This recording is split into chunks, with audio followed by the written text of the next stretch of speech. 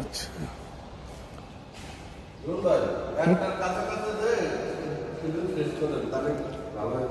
এই তো এখন সুন্দর হবে, সমস্যা নেই। এই তো, হ্যাঁ।